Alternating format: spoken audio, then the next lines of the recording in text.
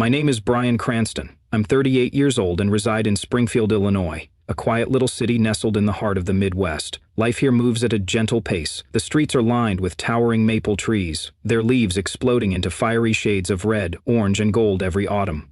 The neighborhoods are peaceful, the kind of places where folks wave at each other from their porches, and kids still ride their bikes until the streetlights come on. There's nothing particularly remarkable about me. I'm one of countless men across this vast country living a life of quiet responsibility. I work as an accountant at a modest insurance agency, steady but unglamorous. My paycheck is just enough to manage the bills and support my family. It doesn't stretch far enough for indulgent vacations or anything flashy like a brand new sports car. But I've made peace with that. I've come to appreciate the value of a life that's simple and steady. Each morning, I'm up by 6. The smell of freshly brewed coffee fills the kitchen while the house is still cloaked in the early light. I help get my son ready for school, make sure he's eaten, and then drop him off on my way to the office. The rest of the day is a quiet blur of numbers, reports, and spreadsheets. It's not thrilling, but there's comfort in the routine. My world revolves around my small, tightly knit family, my wife Emily, our 8-year-old son Ethan, and I. Emily is captivating, sharp, confident, and beautiful in a way that still leaves me in awe a decade after we met. She's the kind of woman who lights up a room, always impeccably dressed, always poised. She works part-time at an upscale salon catering to Springfield's wealthier clientele, where some women spend hundreds of dollars just to get their ends trimmed or their roots touched up. Ethan, on the other hand, is a thoughtful, quiet soul. He reminds me a lot of myself at that age, curious and introspective. He has a deep love for dinosaurs and can spend hours reading encyclopedias or watching documentaries. His questions are often so profound that they leave me stumped. He's my anchor, my daily source of joy and motivation, even when the weight of everyday responsibilities threatens to wear me down. We live in a modest 2-bedroom home tucked away in a suburban pocket of Springfield. It's not big or fancy, but it's comfortable, with a cozy living room and a small backyard where Ethan spends hours practicing his jump shot. I've been slowly chipping away at the mortgage for 7 years, tightening our budget each month to make ends meet. Emily, however, never really warmed to the house. She dreams of something grander, an elegant home in an upscale neighborhood with sprawling lawns and designer kitchens. When she voices her frustration, I just smile and tell her we're doing fine. Maybe I was wrong to think that was enough. Beyond my immediate family, there's one more person who plays a crucial role in my life: my mother. She lives alone in Dakar, about an hour's drive from us. Since my father died of a heart attack 5 years ago, she's aged rapidly and now lives with chronic heart failure. It's a condition that requires consistent medical care and a steady regimen of prescriptions. As her only child, I've never questioned my responsibility to help her. Each month, I send money to ensure she can pay her utility bills, refill her medications, and have food in the fridge. I also make regular trips to check on her, do small repairs, and bring her meals when she's too tired to cook. She's a strong woman, always has been, but I know the silence of that empty house wears on her. When I sit beside her and listen to stories about her youth, her voice sometimes trembles. I try to hide the ache in my heart as I listen. I just want her to stay healthy long enough for Ethan to build real memories with her. My life continued in this rhythm, predictable if not perfect, until small fissures began to creep into the foundation of my marriage. At first, I brushed off the tension, blaming work stress or lack of sleep. I didn't want to see what was changing. I don't remember the exact day it started, but I do recall a particular evening over a year ago. I had just transferred $300.00 to my mother to cover urgent plumbing repairs. An old pipe had burst beneath her kitchen floor. Emily was at the dining table, scrolling through her phone, when she suddenly looked up, her tone sharp and unmistakably cold. "You sent money to your mom again, Brian," she snapped. "Do you even realize how high the electric bill was this month?" Caught off guard, I tried to explain in a calm voice. Her pipes were leaking. The floor could have been ruined. She lives in that old house alone. She set her phone down with a thud, narrowing her eyes. "It's always about your mom. What about Ethan? He needs new clothes, new shoes. He wants to join the basketball team this season. You think money grows on trees?" I tried to reason with her. I know things are tight, but she's my mother. I'm all she has. I can't just ignore her when she needs help. Then, perhaps foolishly, I added, "Maybe we could both be a bit more careful with spending. That designer handbag you bought last week, it was almost $800.00. If we saved a little here and there..." My words sparked an explosion. "You think I'm the problem? That I'm wasteful?" she shouted. Look at what my friends have. Real homes, real husbands who buy them nice things. What do I get? A man obsessed with his mother. I tried to hold my ground, to explain that it wasn't about choosing one over the other. My father was gone. Our extended family lived hundreds of miles away. My mother didn't want to move in with us because she didn't want to feel like a burden. Emily didn't care. She turned away mid-conversation, leaving me standing in silence, staring down at the floor with a pit in my stomach. It felt like I had done something wrong by caring, by trying to be a good son. The arguments started happening more often. Every time I sent even a small amount to my mother, $200, 0 cents, for her heart medicine, $50, 0 cents, toward her electric bill, it triggered another fight. Emily's accusations became routine. She said I was selfish, that I prioritized my mother over my wife and child. Her words cut like glass. I didn't understand. I thought I was doing my best. I loved Emily. I loved Ethan. I thought that was enough. But somehow, no matter what I did, the distance between us kept growing. I tried to suggest she scale back her lifestyle, maybe skip a few spa appointments or expensive brunches. But she bristled at every suggestion. Her voice would turn icy, her eyes narrowing. Don't tell me how to live, Brian. I work too. I have the right to spend my money however I choose. If you want to play the noble son and take care of your mother, fine, but don't drag the rest of this family down with you. Those words cut deep, each syllable striking like a sharpened blade. Emily's voice echoed in my mind for days, and though I tried to shake off the sting, her accusations lingered in my chest like a burn that refused to heal. I loved my wife. I loved my son. And I genuinely believed I was doing everything I could to keep the balance steady between my responsibilities as a father, husband, and son. But with every bitter argument, every pointed remark, I felt something slipping from my grasp, something precious and irreplaceable. One crisp Saturday morning, I made the familiar hour-long drive to Decatur. The air was cold, the sky a pale gray that seemed to mirror my mood. In the back seat of my car were 2 bags of groceries, some warm soup I'd made the night before, and a new bottle of medication the doctor had prescribed for my mother's heart. I tried to push Emily's words to the back of my mind and focused instead on my destination. When I stepped inside my mother's small aging home, I found her sitting by the window, her frail frame wrapped in a worn shawl. She stared out at the quiet street, lost in thought. As I closed the door behind me, she turned slowly, a soft, tired smile playing on her lips. "Brian," she said gently, "you're here. Where are Emily and Ethan today?" I forced a smile and walked over to kiss her on the cheek. Emily's working at the salon this weekend. Ethan's at a friend's house. I didn't have the heart to tell her the truth, that Emily had refused to come, that our house was filled with tension, that every visit to Decatur was now a quiet act of rebellion. My mother, always sharp despite her failing body, didn't press further. Her eyes, filled with a knowing sadness, studied me for a moment, but she said nothing. She could sense what I was hiding, even without the words. That evening, over dinner, she placed a plate of mashed potatoes and baked chicken in front of me, her hands trembling just slightly as she set it down. "You don't need to keep sending money, Brian," she said, her tone kind but resolute. "You have your own family to care for. Ethan needs you more than I do." I looked at her, her face etched with years of love and quiet sacrifice. I reached across the table and took her hand, frail, cool, and lined with wrinkles. "Mom," I said softly but firmly, "I'm your son. It's not a burden for me. It's a duty. I won't let you go without." She squeezed my hand, her smile trembling. I could see the gratitude in her eyes, but also the pain. Pain not from illness, but from feeling like she was the cause of my struggles. That night, driving back to Springfield, my heart was heavy. My mother understood me in a way Emily no longer seemed to. I felt like a man caught in the middle of a tug-of-war, desperately trying to hold on to both ends before something snapped, and, somewhere deep inside, I feared that the storm I sensed brewing on the horizon would soon be unavoidable. As winter settled over Springfield earlier than usual, it brought more than just snow and wind. It brought tension so thick in our household that even Ethan started to notice. I spent evenings hunched over the kitchen table, bills spread out like a battlefield before me.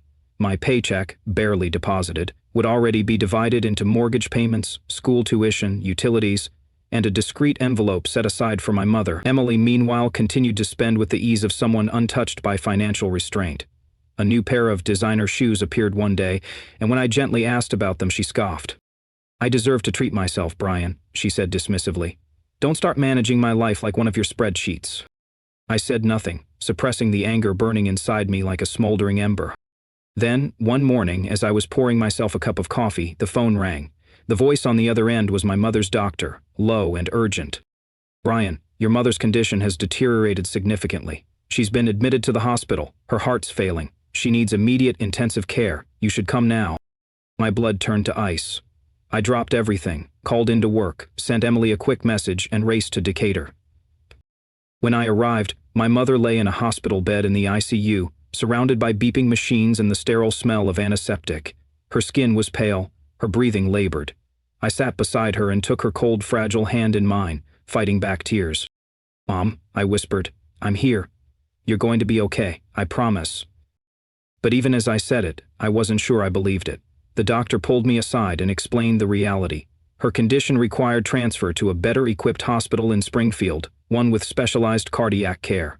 The costs, he warned, would be immense, tens of thousands of dollars. I nodded, already feeling the crushing weight on my shoulders. I didn't have that kind of money, but how could I leave her here, where hope was slipping away with every beat of her weakened heart? That evening I returned home. My mind was a storm. Emily was lounging on the sofa, scrolling through her phone, her attention not moving from the screen even as I walked in. I sat down across from her and tried to steady my voice. "My mom's very sick," I began. "She needs to be transferred to Springfield for advanced treatment. It's going to be expensive, but she needs me now more than ever." Emily looked up slowly, her expression already hardening. "Expensive? How much are we talking? And where do you plan on getting that money, Brian? We're still drowning in debt from the house. Or have you forgotten? Are you going to starve your son now, too?" My hands clenched, my heart raced. I tried to remain calm. "I'll figure it out," I said. "I'll work extra hours, sell the car, borrow if I have to. But I can't just leave her. She's my mother." At that, Emily sprang to her feet, her voice rising in fury. "You can't abandon her. What about me, Brian? What about Ethan? Do we mean so little to you? I've sacrificed everything for this family, and now you want to throw it all away for her?" Tears welled in her eyes, but they were hot with rage, not sorrow. "If you spend a single cent on that hospital bill, I'll leave. I'll take Atha and I'll make sure you end up with nothing." I stared at her, stunned. The woman who once whispered dreams to me beneath starlit skies was now issuing ultimatums with venom in her voice. I wanted to scream, to make her understand that I wasn't choosing one over the other, that I was just trying to keep everything from falling apart. But all I could do was sit there, silent, watching the family I fought so hard to protect teeter on the brink. I didn't argue, I didn't raise my voice. I simply turned away and quietly walked down the hall to Ethan's room. He was curled up beneath his blanket, clutching a worn-out dinosaur book to his chest. I sat beside him, gently brushing my hand through his soft brown hair, trying to soothe the ache that had settled deep in my chest. As I watched him drift into sleep, so peaceful and unaware of the chaos unraveling around us, I made a silent vow. I wouldn't let this family fall apart, not completely. No matter what happened, I would protect Ethan, and I could never turn my back on my mother. The next morning, I didn't hesitate. I called the hospital in Springfield and made arrangements for my mother's transfer. I requested time off from work and emptied the last bit of money left in my personal savings account. Funds I had been quietly accumulating over the years, always meant for emergencies. This was that emergency. When I informed Emily, she said nothing at first. She just stared at me, her eyes like shards of ice. Then, without a single word, she turned and walked away. That evening, when I returned home after another long visit to the hospital, the house felt off, too still, too quiet. I stepped into the kitchen and saw it. The note. A single sheet of paper, sitting on the table beneath the soft yellow light. It was in her handwriting, sharp and unmistakable. "I'm leaving. Don't look for me. Expect divorce papers soon." The note trembled in my hand as I read it over and over again, as if each repetition might change the words. I rushed to check our joint account, a sinking feeling growing in my gut. It was empty. Every dollar I had saved over the years, every overtime bonus, every unspent holiday stipend, gone. She had taken it all, leaving only a few $100s in my personal account. I sat down at the kitchen table, numb. I couldn't even cry. The weight of betrayal crushed the breath from my lungs. All the effort, the sacrifices I had made to hold us together, none of it had mattered. Emily hadn't just walked out on our marriage. She'd walked out on our son, our home, our history. Then I heard little footsteps. Ethan came running in, his eyes wide with worry. He threw his arms around me, his voice shaking. "Dad, where's Mom? Why isn't she home?" I wrapped my arms around him and held him close, trying to stay strong. "She's just got some things to take care of, buddy," I whispered. "But I'm here. I'm not going anywhere." But deep down, I knew the truth. Everything had changed. Emily wasn't coming back. She hadn't just taken the money. She'd taken the fragile trust and hope I had built this life upon. Still, I didn't have time to fall apart. My mother was in critical condition and Ethan needed me more than ever. So I got up, wiped my face, and told myself I had to keep moving. For them. The following day, I arranged my mother's transfer to St. John's Hospital in Springfield. It was a top-tier medical center with the region's best cardiology specialists. Every morning, I made the same routine. Prepare Ethan for school, drop him off, then drive straight to the hospital to sit with my mother. I brought snacks for her, her favorite magazines, and occasionally flowers to brighten her room. I also packed books and crayons for Ethan, whom I now had to bring with me in the afternoons, since Emily was gone and I had no one else to care for him. Despite our limited resources, I used what was left in my personal account to cover the hospital's initial charges. The doctors said my mother needed a stent implant to improve her heart's blood flow. Even with insurance, the out-of-pocket costs were staggering. To cover the expenses, I picked up overtime doing remote accounting tasks for my company. At night, after Ethan was asleep, I worked from the kitchen table under dim light. On weekends, I took a job at a local auto repair shop, cleaning, organizing inventory, whatever they needed. Every dollar I earned was split. Hospital bills, Ethan's needs, and a little set aside for food. I didn't complain. There wasn't time to feel sorry for myself. Ethan, sweet and sensitive, never left my side. With no one else to look after him, he accompanied me to the hospital every day. At first he was confused, always asking the questions that tore at my heart. "Dad, where's Mom? When is she coming back?"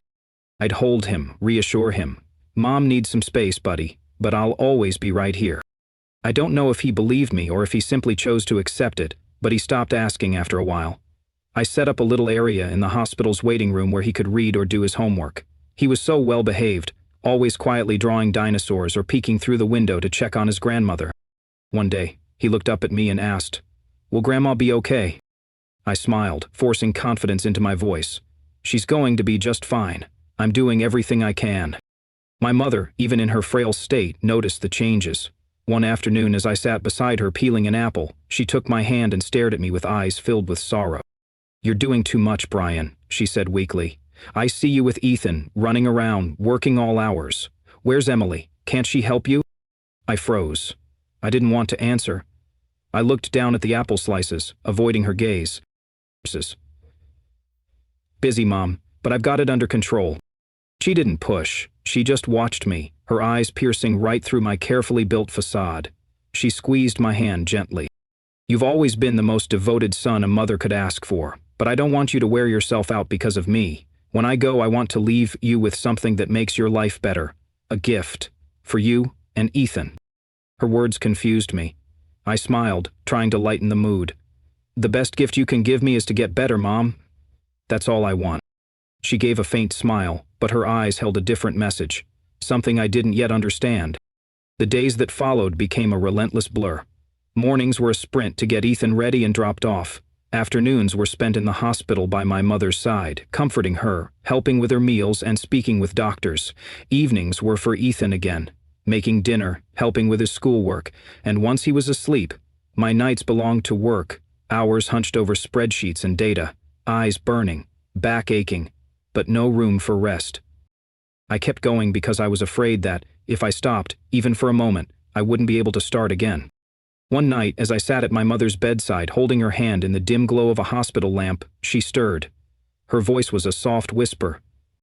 "Brian, I know you're hurting, but you must stay strong, for Ethan and for yourself. I don't have much time left, but I need you to know this. I am so proud of you. Always." Tears filled my eyes. I gripped her hand tightly.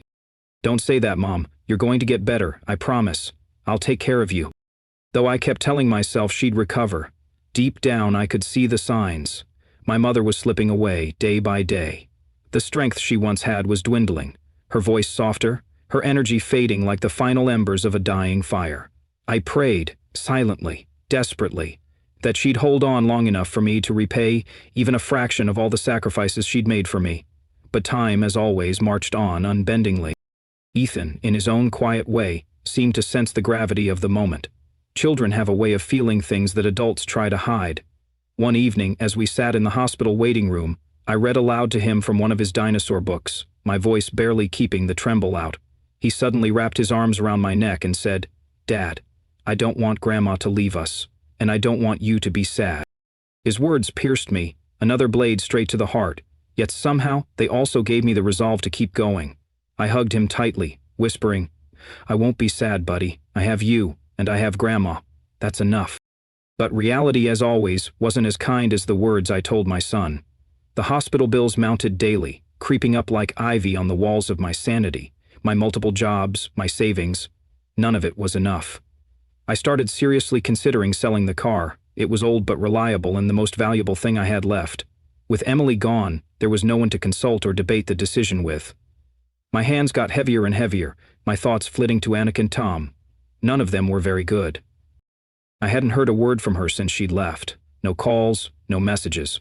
The only communication came through an envelope with her attorney's logo, a thick stack of divorce papers that felt like a final merciless blow. She wanted half the house. The same house I'd spent nearly a decade working to pay off, scrimping and sacrificing for.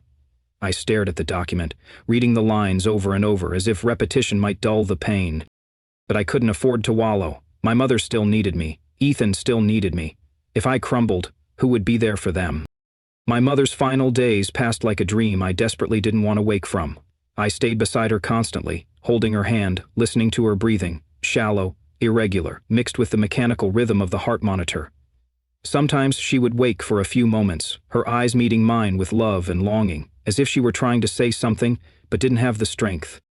One morning, just as the sun began to rise and the first golden light spilled through the hospital window, she opened her eyes and whispered my name.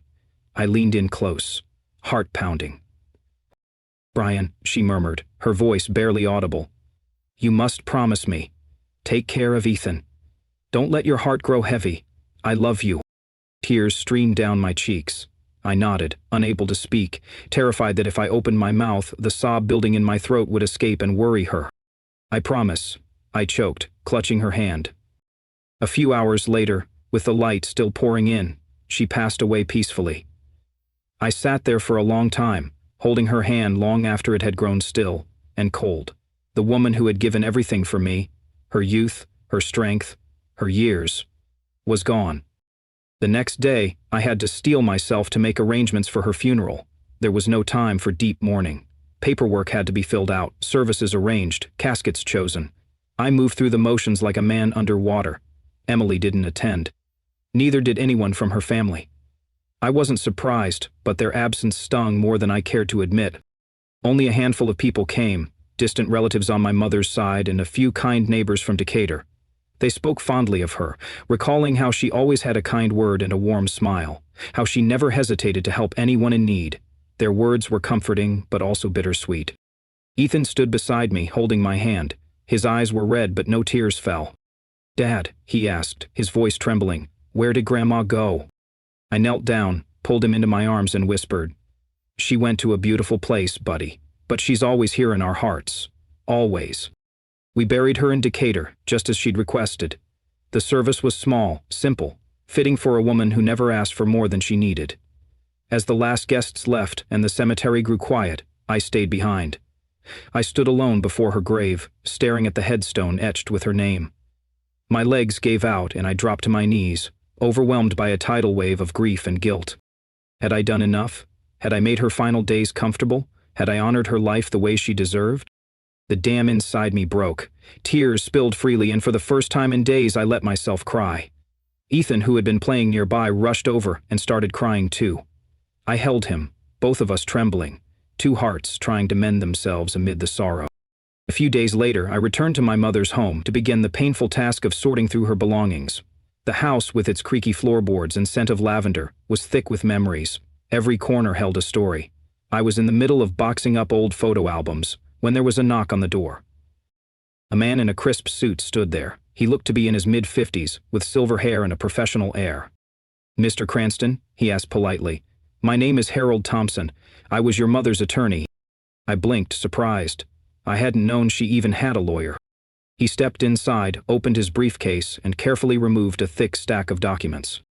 "Your mother left behind a will," he said gently. "She asked that I meet with you personally after her passing to go over its contents." Still reeling from grief, I nodded slowly and sat down. Mr. Thompson began reading aloud. "To my beloved son, Brian Cranston, I leave the proceeds of my life insurance policy, valued at $500,000, 0 cents. I gasped. My mother had never mentioned such a thing. She had always lived so modestly, so frugally. I never imagined she'd quietly prepare something so monumental. She said, Mr. Thompson continued, that it was her greatest gift, to ensure you and Ethan could build the life she always dreamed for you. I couldn't speak. The room blurred with tears. "And there's more," he said softly. "Your mother also left you the house, the one we're sitting in now. It's appraised at approximately $150,000, 0 cents. She left it in your name, with no restrictions. She wanted you to choose whether to keep it, rent it, or sell it, whatever suited you and your son best."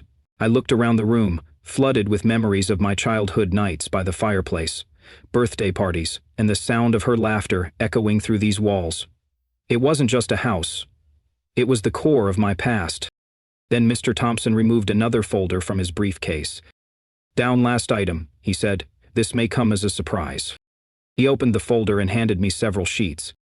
20 years ago, your father, Thomas, made a small investment in a then-unknown tech startup. Your mother never touched the shares. She held onto them all these years. And now, they're yours.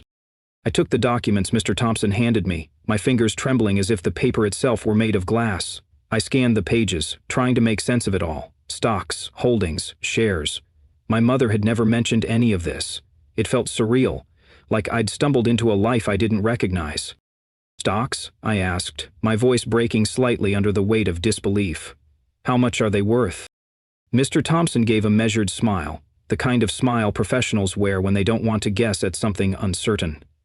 "I'm not entirely sure," he said. "The value fluctuates. I recommend speaking to a financial advisor or logging into the company's investor portal to find out more." He gathered his briefcase, shook my hand respectfully, and left. I remained seated, frozen. The silence in the room suddenly seemed immense. I looked at the papers in my hand again, as if expecting them to disappear. Stocks. From my father?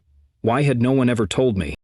Later that night, after putting Ethan to bed, I sat at the kitchen table in my mother's house, the glow of the laptop screen illuminating my face.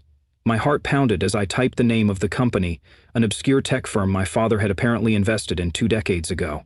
At the time, it must have seemed like a shot in the dark, a hopeful gamble from a man who worked in a factory 6 days a week, covered in oil and grease. But now, that small tech startup had grown into one of the dominant players in the industry, a household name. I entered the stock code, my fingers trembling, and waited for the valuation to load.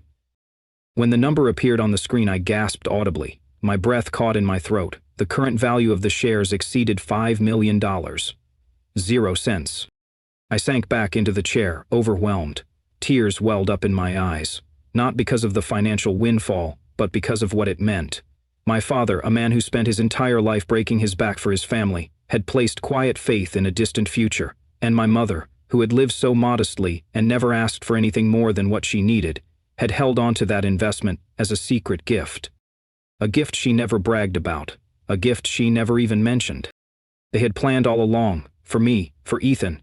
They didn't know if the investment would amount to anything, but they held on to it out of hope, love, and an unwavering belief in the family they'd raised. The realization shattered me. My mother was gone, and I would never be able to say thank you, never be able to hug her again or tell her how much her sacrifices meant to me. I turned to look out the window. The sunset bathed the maple trees in a fiery orange glow. Inside the room next to me, Ethan slept soundly, safe in his innocence, and I knew then, this inheritance wasn't just money. It was love. It was a legacy. It was the culmination of a lifetime of quiet devotion. A few days later, I returned to our house in Springfield. It felt colder, emptier without my mother, without Emily. The divorce papers were still on the kitchen table, untouched since I last read them. I picked them up again and read each line, each legal phrase cold and unfeeling. Emily wanted half of the house, the home I had worked so hard for, the one Ethan and I had made our own. But I felt no anger anymore, just exhaustion, sadness, a deep desire to move forward. I didn't want to fight. I wanted closure. for myself, and more importantly, for Ethan. I reached out to a local attorney, Richard, a soft-spoken man with a kind demeanor and the calm patience of someone who had seen too many families fracture. I handed him the papers and explained everything. "I want to buy her out," I said.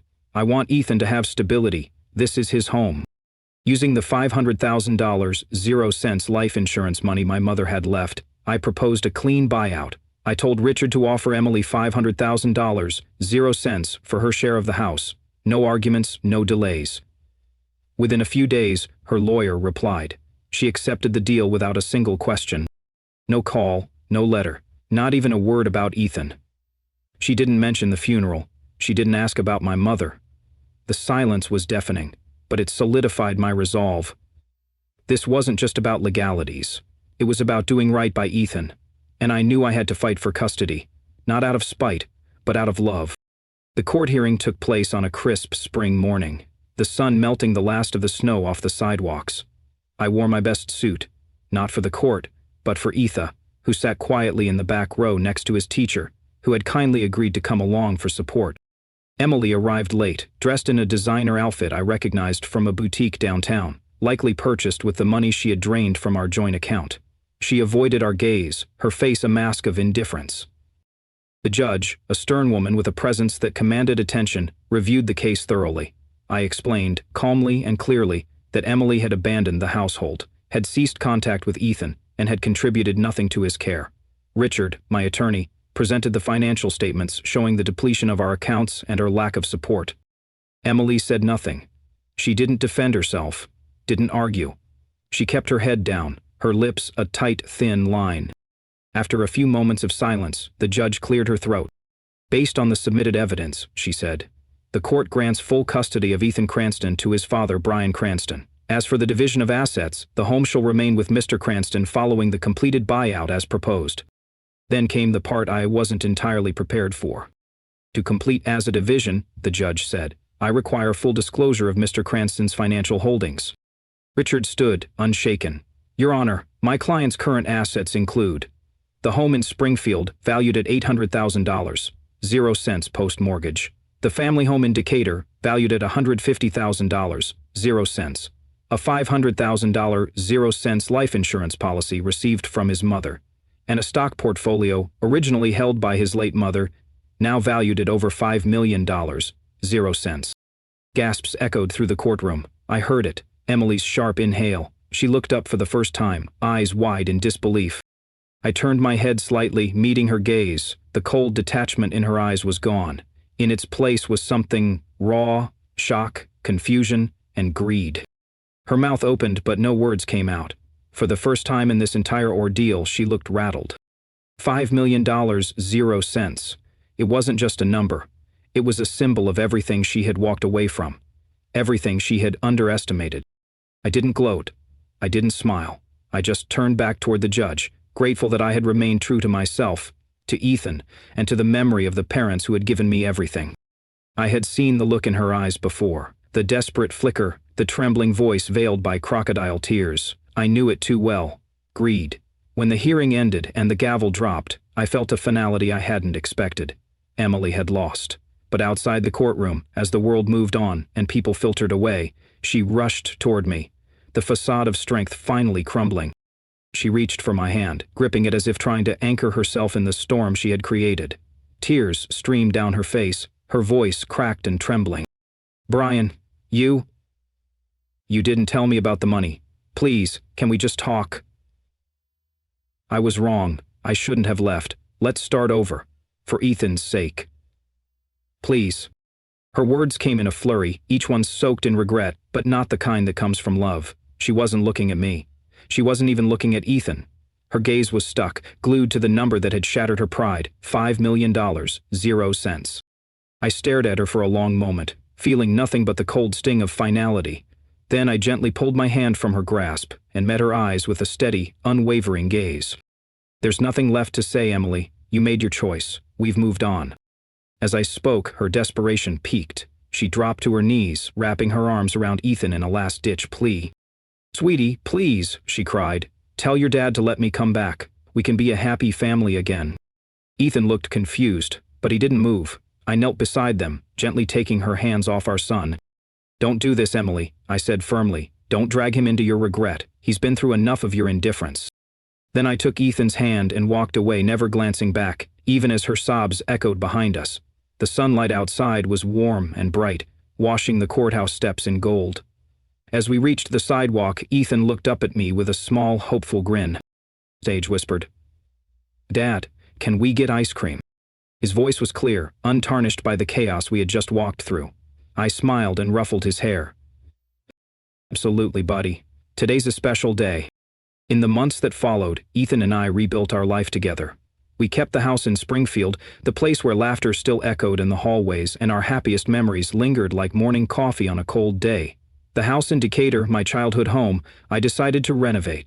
I transformed it into a quiet weekend retreat, a space where Ethan could play in the garden, run freely under the open sky, and hear stories about the grandmother who had loved us both beyond measure.